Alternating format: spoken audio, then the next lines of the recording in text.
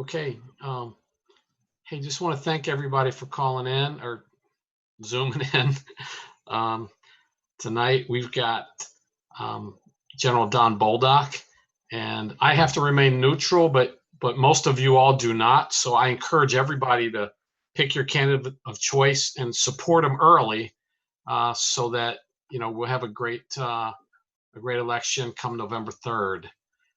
And so tonight we're just going to have a chat with General Don Bolduc, and we'll finish up a little bit before 8 o'clock, and we'll kind of go from there. So kind of an open format for the general, however your team wants to go, and I'm sure we'd be able to ask questions and have some interaction. So, sir, over to you. Unmute. All right, I trust you can hear me.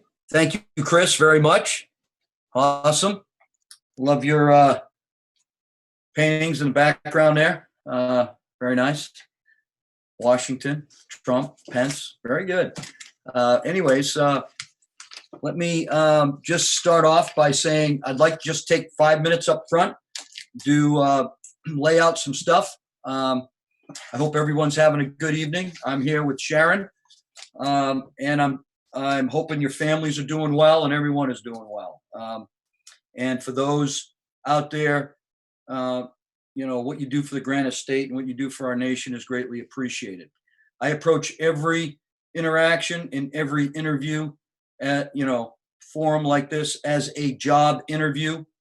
I do have a press release out on our website on opening the state. I'd ask you to look at it. It's a balance between risk of the health crisis, the economic crisis, and our civil rights. I do believe that we should be opening the state. You'll see that in my brief letter, kind of lays it out. Not going to go into it tonight. You can look at it at another time at www.donbolduc.com. So this evening, I'd like to talk about our economy. I'd like to talk about our budget. I'd like to talk about our spending, our tax reform, healthcare, China, and illegal immigration. Sounds like a mouthful, but I'm going to give a broad overview in about 5 minutes on all of this. I want to serve you, and I want to serve you only. That's my only intent. And if I get that honor as your senator, I will work to ensure we have a strong economy. I will work to ensure we have a stable budget and we reduce our spending. I've been spending a lot of time on research, and I've been getting a lot of support from the experts at the Heritage Foundation. And I have developed some ideas and to go into a plan that will reduce our spending by $10.8 trillion over the next 10 years. This, of course, is analysis on the pre-COVID status quo, so some things will change. But that's just over about $1 trillion per year. Most importantly, that means a return of about $3,000 in a year to you for 10 years, equaling $30,000. Savings by category broadly look like this: $2.2 trillion in non-defense discretionary spending, $1.2 trillion from Medicare, $2 trillion from Social Security, $4 trillion from Medicaid, and we will save $1.4 trillion in interest on the debt. Today, I was listening to Ronald Reagan speech back in 1964, and all of these categories were in the millions and billions. Today, they are in the trillions, and our dollar isn't going nearly as far today as it did back then. And they thought that the dollar was bad back then. So we have some reform to do, and it's long overdue.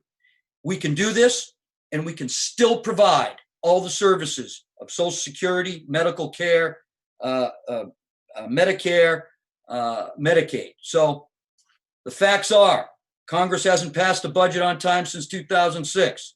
Our government spending and borrowing is out of control.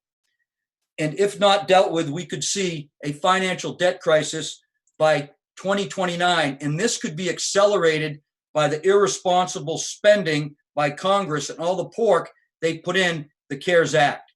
And this is very dangerous for our country. Bottom line, right now, $24.7 trillion is our debt. That's $75,000 per person, $200,000 per household. I can't afford this. Can you?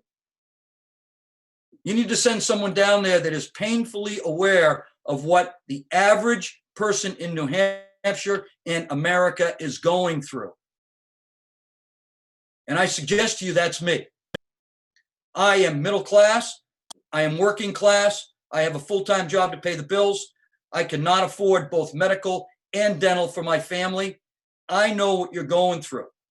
Both my sons have lost their jobs, and one of my sons wasn't able to start his company up on 1 April because of the health crisis and the shutting down of the state and the handling of the economic crisis by U.S. Congress.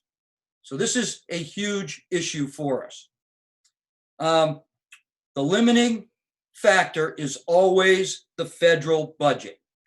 And if we limit government encroachment, we can lower taxes. Government has grown too big. As your senator, I will work to put our budget on a path towards balance. Pass the budget on time. Right size our government. Reduce the debt.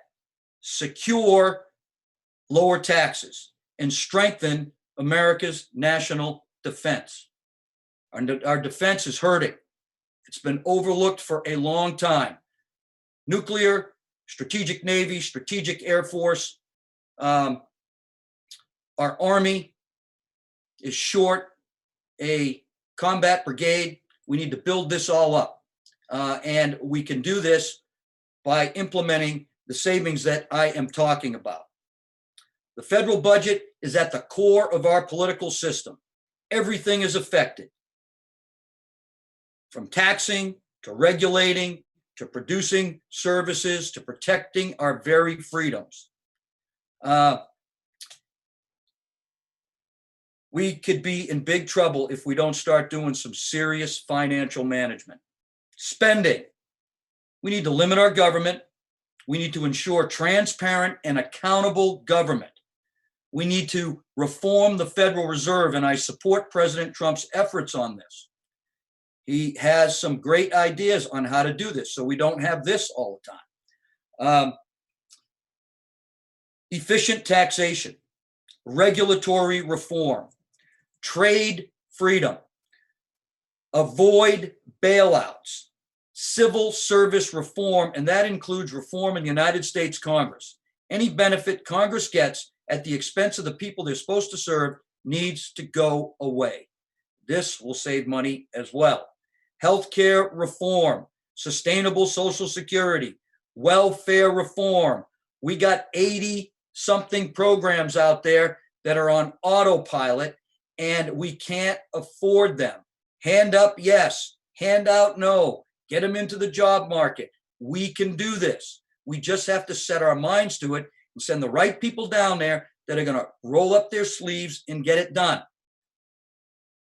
You know, it strikes me that everybody wants to live as long as they can and they want to prosper, and everyone talks about eternal life and all that other stuff.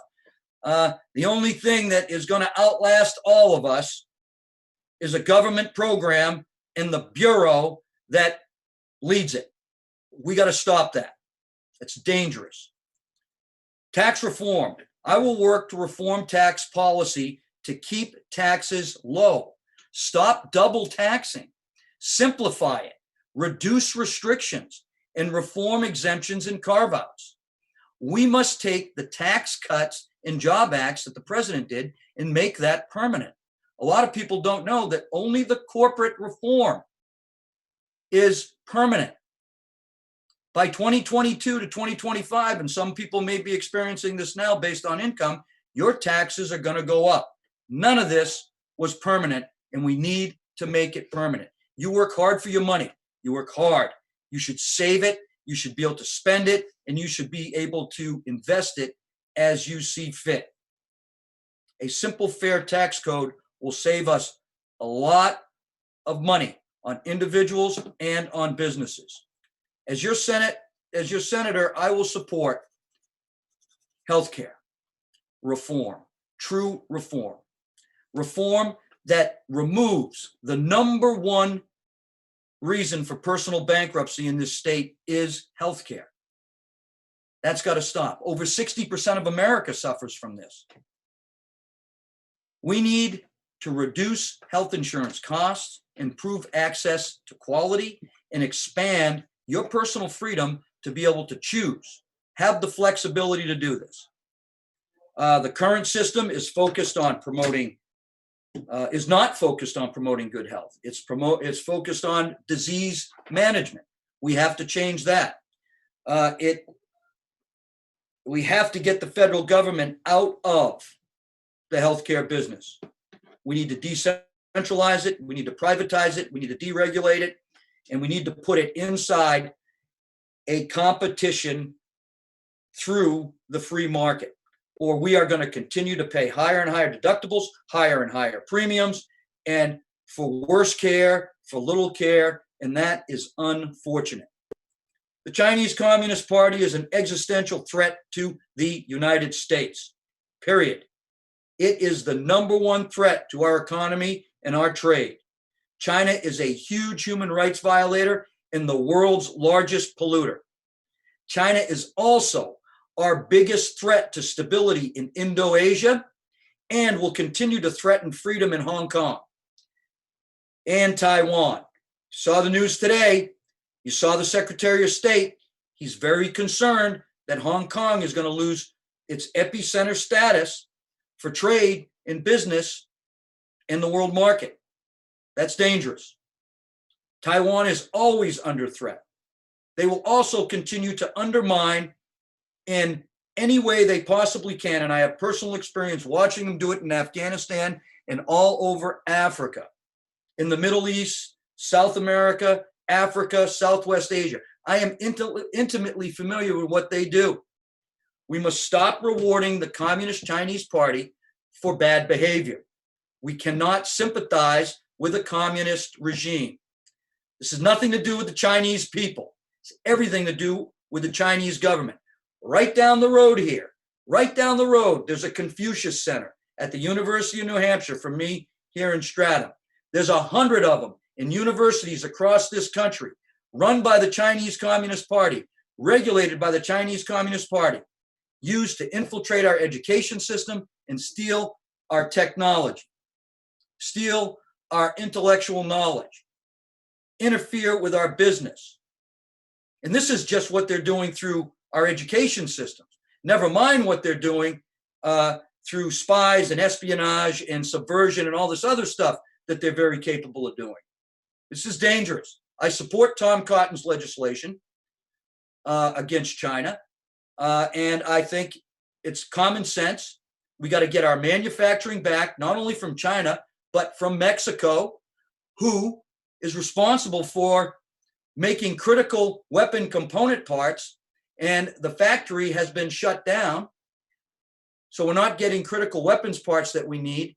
DOD just filed a report, and the State Department is working with Mexico to get that factory reopened so that we can get our critical weapon components so that we have our military readiness at the standard that it needs to be.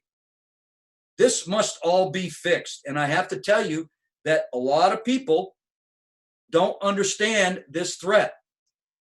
Okay, this isn't hyperbole and exaggeration. This is fact. Lastly, illegal immigration must be addressed. It must be stopped. It must be curbed. Our border is vulnerable and contributing to this. And those who enter and remain in this country illegally should not be rewarded with legal status or any other benefits. Senator Cotton has also placed legislation this week on the Senate floor to assist with this. So, anyways, those are very, very important areas that should be of concern to people in New Hampshire. and in America. These things are going to hurt our country. And with the progressive socialist Democrats knocking on the door, wanting to get their agendas approved, if we don't understand this and put people down there that understand it and that are going to work for it, we're going to be in big trouble as a country. I would like the honor to do that. So, Chris, thank you very much for the opportunity to speak.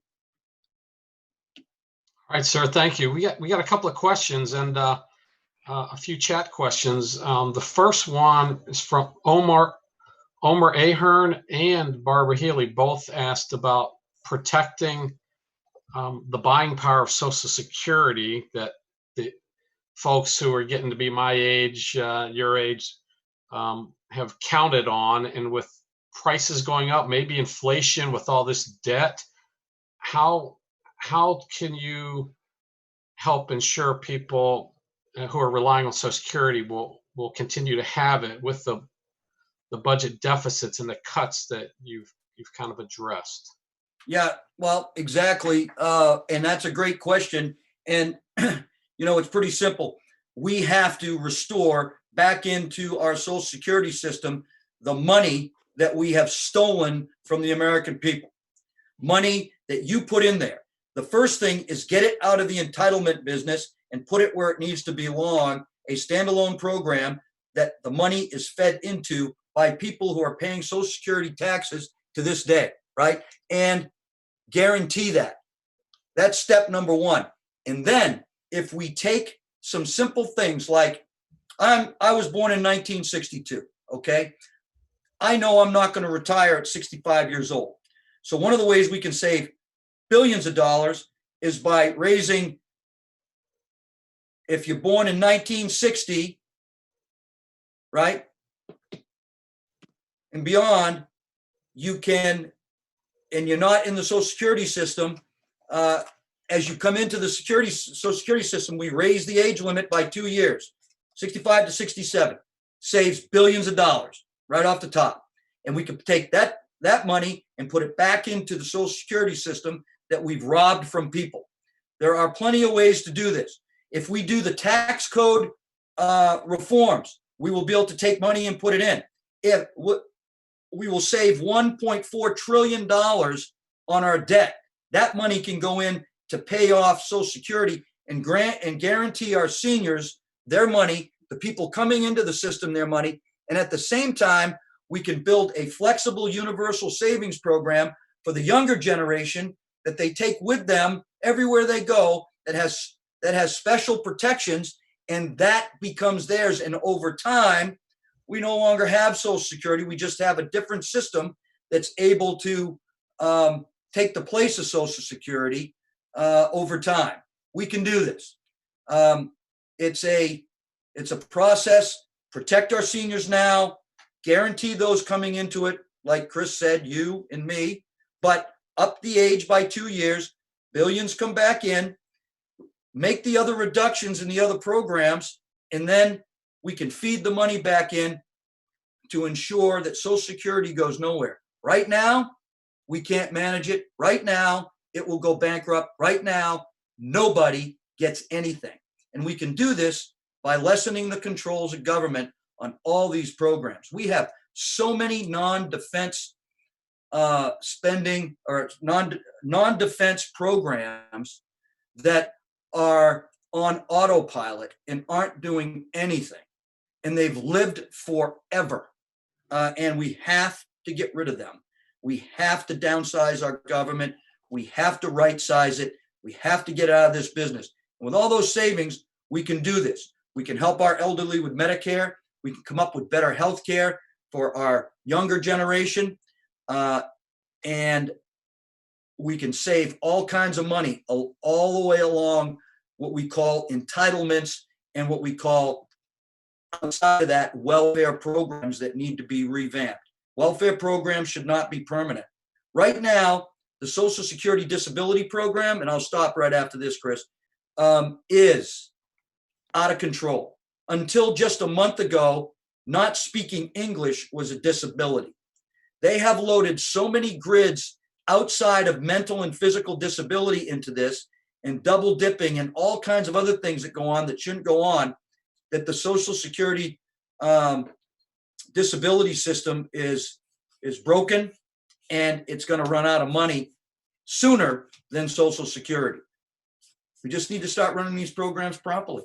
Hand up, not a handout. Get them in, get them out. We can do it. All right, sir. Thank you. I see Josh on the screen. I'm going to kick it over to Josh to continue with the lines of questioning. Thanks, Chris. I appreciate that. Hi, folks. If you have any questions, obviously Chris is probably has done a better job than I'm going to do moderating this thing anyway. But if you have any questions, either use that little doohickey to put up the blue hand, or send it to me via text, or wave at the screen, whatever. Good question here for you, sir, from George or Jorg, centering on election integrity. What is your opinion when it comes to voter ID? Listen, Jorg, great question.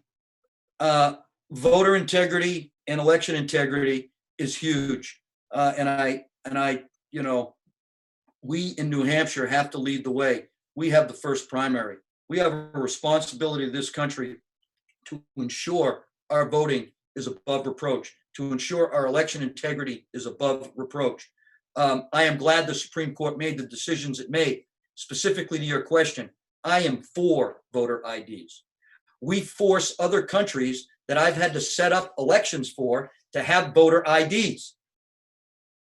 This is the United States Congress. These are Democrats saying that they have to have a voter ID in order for them to get aid, right? And when we say we want voter IDs here, it's somehow voter suppression, but it's mandatory in another country. It doesn't make any sense to me. Matt Maurer was an observer for Tunisia's elections last year. I talked to him before he left because he worked for my campaign before he became a candidate. And he said that those elections went off great. And I said, well, thank you very much, because my guys did the lion's share of the work to make sure they would go off okay. And voter IDs were mandatory by the United States Congress in order for us to give them any help, any aid, military, non-military, you name it. So we have to be above reproach. Every country in the world looks to the United States for that example. And I think you don't have a voter ID, you can't qualify for a voter ID, then guess what? Shouldn't be able to vote. I thank you, Jorg, for that question. Appreciate that. I know that you touched on China quite a bit here, but a couple of more questions on it. One of them specific, and that one's coming directly from Mom's iPhone. I like it. Why don't we shut down all of the Confucius centers immediately? Perfect. That is a great question. And you know what? The United States Senate got a dang report that the United States Senate commissioned, and that was one of the recommendations. But you can't get the House of Representatives to forward a bill, and you can't get anyone in the Senate forward a bill. And it boggles my mind. Ted Cruz has been talking about it, right? It's a little report. Backstory just on Confucius centers, for those who don't know. Confucius centers are set up inside 100 of our universities. Now, 3 universities, and I believe all 3 of them are in Florida, have removed the Confucius centers. They are run by the Chinese Communist Party, and they coordinate all the activities for Chinese students coming in. Now, they also embed their spies for subversion and other things inside the Confucius centers. Nobody can speak there unless it's approved by the communist regime back in China. No interaction, nothing. You can't have anything to do with this whole Confucius Center thing unless it's approved back in, Beijing, right? Wrong answer. No other group has this. I'm all for setting up, universities setting up, different clubs for, different nationalities that come in there. But a government-owned entity that we know and have caught many of them spying on America through these centers. It's just unbelievable. It's so common sense, it makes my head hurt. They should not exist. And that's what the Confucius Center is. And we need to get rid of them. We need voices down there that are going to do it. Gene Shaheen didn't want them. I will be. I know what the problem is. It's not Chinese students. Problem is these centers and stealing our intellectual property through our education system. And, oh, by the way, there's sympathizers, professors, administrative people that facilitate this. We saw what just happened with a couple Harvard professors, right? They got arrested for doing this, and it's wrong. Thank you, sir. Appreciate that. Another one was, what will we do? This one came from, sorry about that, from Dave. Any suggestions on how we continue to put pressure on China? I know that you probably touched on that beginning, but if you just want to give the Cliff Notes version today, that'd be helpful. Yeah, thanks, Josh. I got your hint there. Be brief. Not that wasn't it at all. A problem I have, because I like to give people complete answers. I think they deserve it. Anyways, so we need to get our manufacturing. Well, first of all, we need to hold China accountable for the pandemic that they caused, and we need to hold them accountable financially. And if that means erasing some of our debt through them, that would be great. Because right now, the interest on our debt with China pays for their military, and that's wrong. And a lot of Americans don't know that. It's wrong. And so they either pay us, they're being sued by multiple countries across the world anyway. So this isn't just America. Our mainstream media wants you to think that we're picking on China and the Chinese people. We're not. We're holding the Chinese Communist Party accountable for what they do and bad behavior. We need to take, I know we don't like the UN, but it's the international entity. So we need to file a protest there. The president has already taken the World Health Organization, a sympathizer to China, and taken their funding away. That's a great step. Bam. Nothing like slapping someone upside the head by taking their money away from them. Great thing the president did there. I fully support that. And that's one thing that needs to be done. Senator Cotton has a series of steps inside his legislation to bring our manufacturing back over. This has to be planned out. We got a crisis that we're paying China, who started the crisis, to help resolve our own crisis. What the heck is that all about?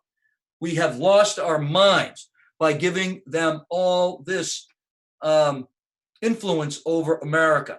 We need to do what was proposed today, I believe, and that is remove them from the stock exchange unless they start reporting fairly and accurately every business transaction they do.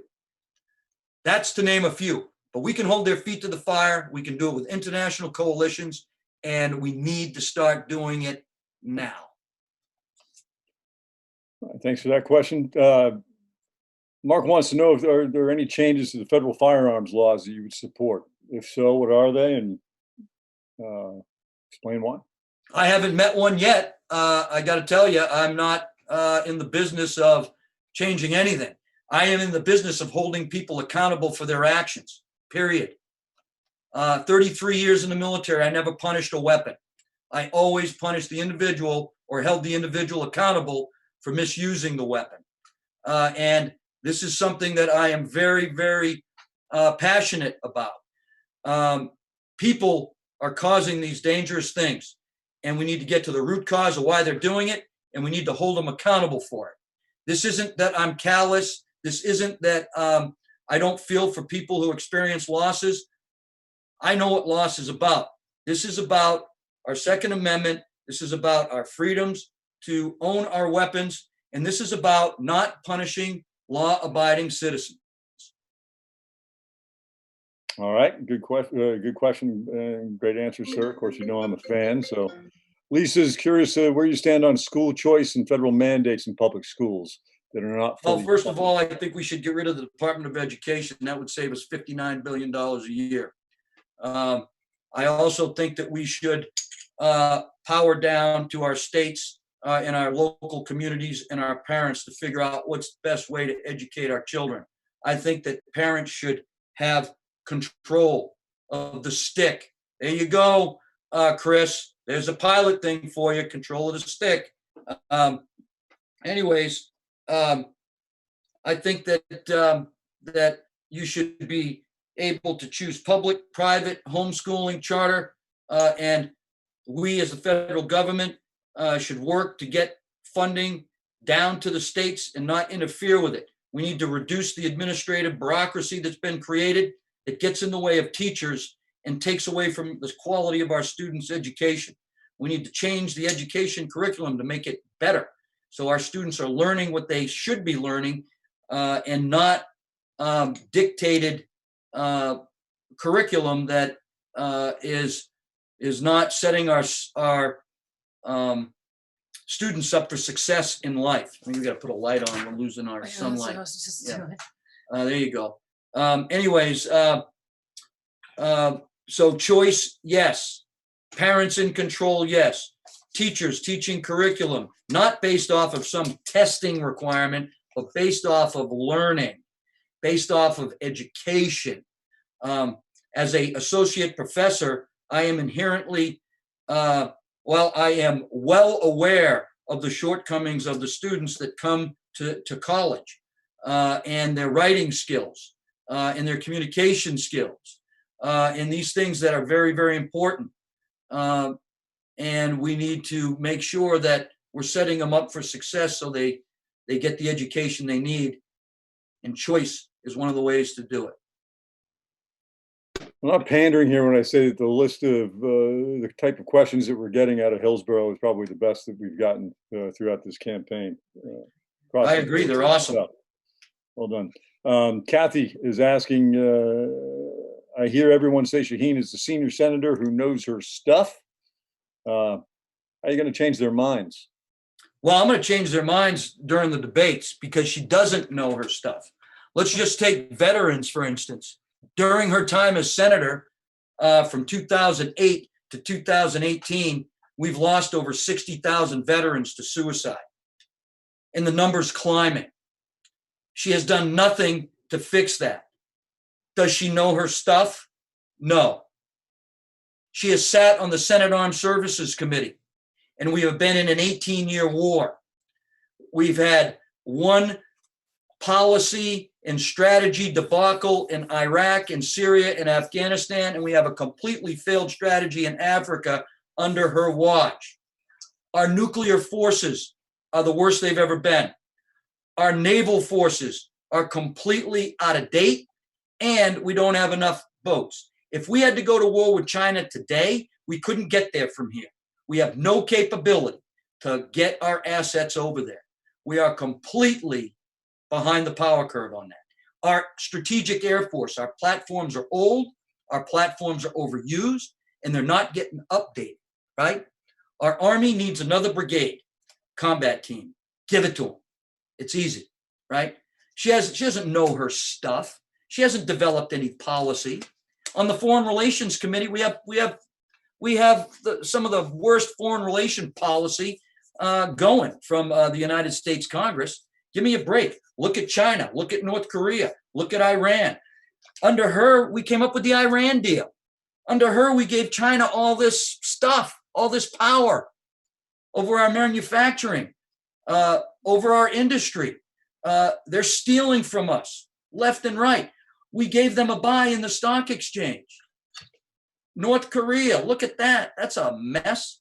And they all want the president to fix it. Well, they got some responsibilities here. Look at small businesses. She sits on the Small Business Committee. Guess what? Small businesses are hurting, and they have been hurting. She's a transactional leader. She doesn't know how to lead. You do something for me, I'll do something for you. That's how she works. We want transformational leaders, leaders that do something for the greater good. They understand the collectiveness of this, not just you, me, my next election. She's become a millionaire, multimillionaire in this job. That's wrong in and of itself. She's broken healthcare. One of the main reasons healthcare is broken is because of her support for it. She broke it in this state as governor, and she just might as well just break it at the federal level too. Knows her stuff? You got to be kidding me. She doesn't know anything that she's supposed to be doing. Oh yeah, And she was on the energy committee, but that got too hard. So she quit. So, All right. you know. All right. All right. Hey, Kathy, thank you for the question. So I assume that she was happy with it. Chris asking, great question. Unmasking Lieutenant General Flynn. Should someone be prosecuted for leaking and unmasking? Leaking and unmasking. Well, first of all, General Flynn needs to be exonerated, needs to be paid back all the money that he's had to invest. I've served with General Flynn in Afghanistan on 2 different occasions. He's a personal friend of mine, tremendous amount of respect for him, and he was railroaded. So I don't know, unmasking and all this other, I don't know what you mean by that. You'll have to educate me. But bottom line is, if it's got anything to do with what the problem that it caused for him, they should be held accountable for that. Is that what it is? Hold on a second.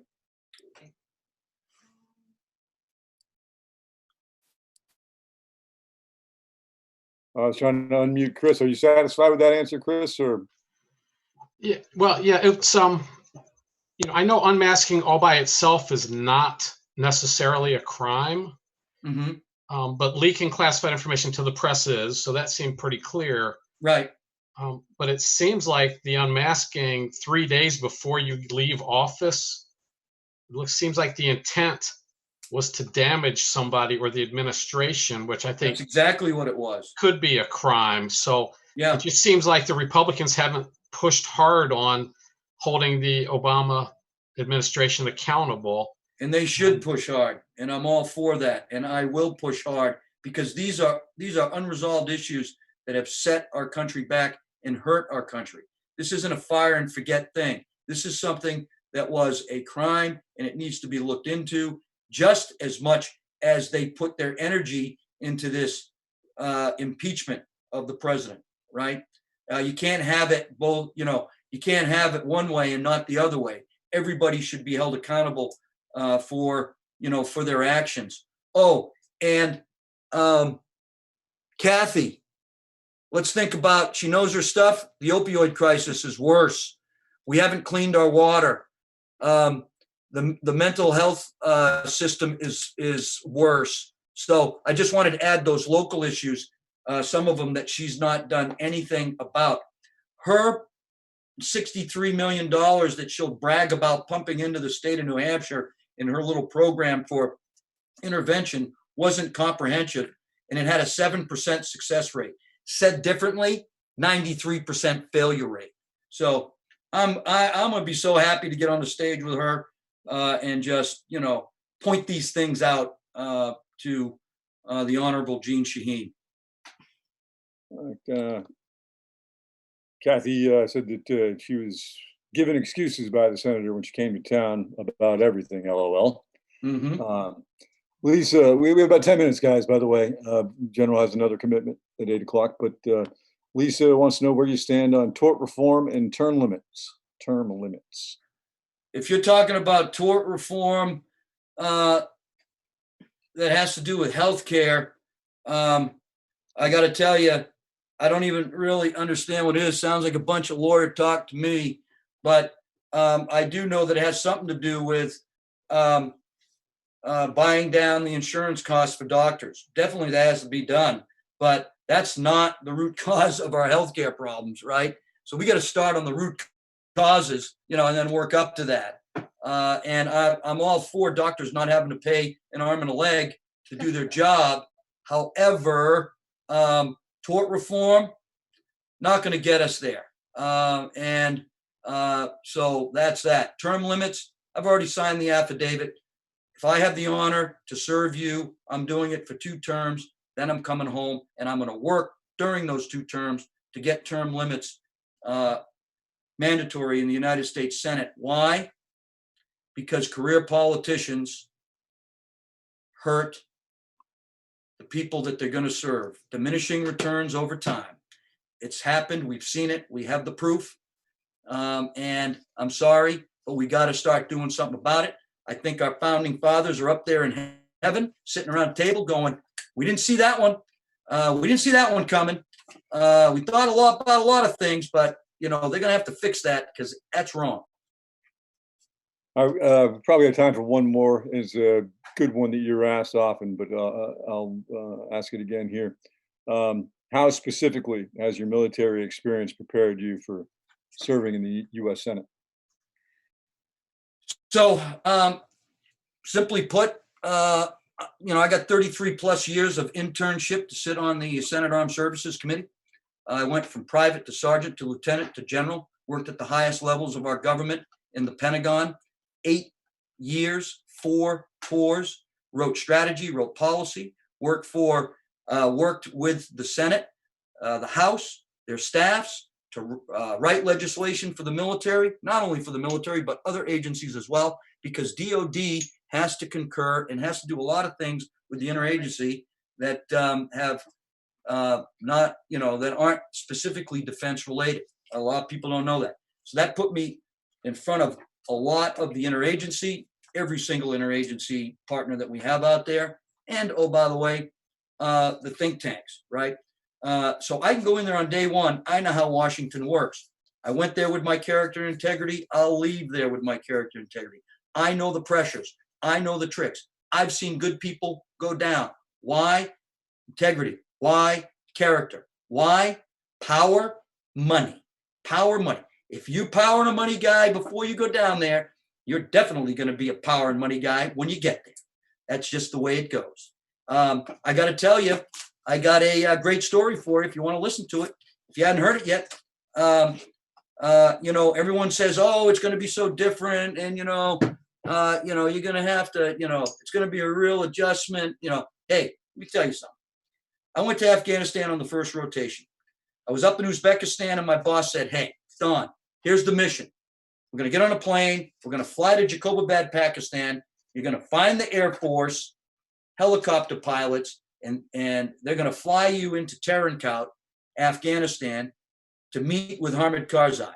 But there's going to be a group of Afghans out there on the ground with guns that don't speak English that are going to be very nervous because they're going to think that those are Russian helicopters landing on the ground, right? And they might not be receptive to you. Well, okay, and it's pitch dark, right? This isn't daytime. The only advantage we had in that environment was night vision goggles. So anyways, we did that. Guess where we found the Air Force pilots? In the mess hall. I went straight to the mess hall and there they were, drinking coffee and playing cards. So anyways, we got them, we coordinated. I'm joking. We got them coordinated, got into Afghanistan. The aircraft lands, the smoke, the dust goes up, the dust settles. We get into a V formation. We're going to move out in the direction that we saw a group of people standing by rocks a couple hundred meters in front of us. And we moved out. I was at the front of the wedge. I had tried to memorize the sentence, please take us to Hamid Karzai in Pashto. And I was working on that. Well, when we got about 25 meters away, we stopped. I turned around, looked at my boss who was behind me, and I said, hey, sir, I'm going to go forward. I'm not going to point my weapon. I'm going to have my arms so they can see them. If they shoot me, just please do me a favor and shoot them. That's all I ask, right? And he goes, we got you covered. So I went up, and I'm thinking in my mind the sentence, but when I got in front of these Afghans, and I flipped my goggles off, and they looked at me, I looked at them. They had their weapons right in my face, and they said, hey. I said, hey, Hamid Karzai, because I forgot every other part of the sentence, right? And they gave me the follow me hand and arm signal universal throughout the world.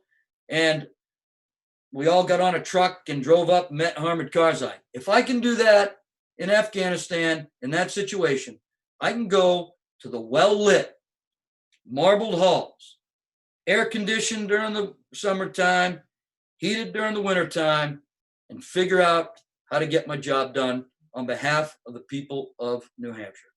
So God bless you all, and thank you very much for the opportunity to speak to you tonight. I want the honor to be your senator. I will serve you. I have no other agenda. I don't care about anything else. I come from you, working class, middle class. I know what it's about. I know what we need to do. I am motivated to get it done. And I would love the opportunity to do that and earn your support. If you want to support me, go to www.donboldick.com. There's plenty of places there to get in contact with us. If you want to meet with me and talk further, I'd be glad to do it. Either social distancing it or Zoom or on the phone, whatever you want to do. But bottom line is, I will make myself available to you now, and I will make myself available to you if you elect me your United States Senator. So God bless you all. And Chris, thank you very much. Thank you, Chris. And thank you, everyone. Good to see you, sir. Good to see you too. I'll see you on the next venue. Indeed.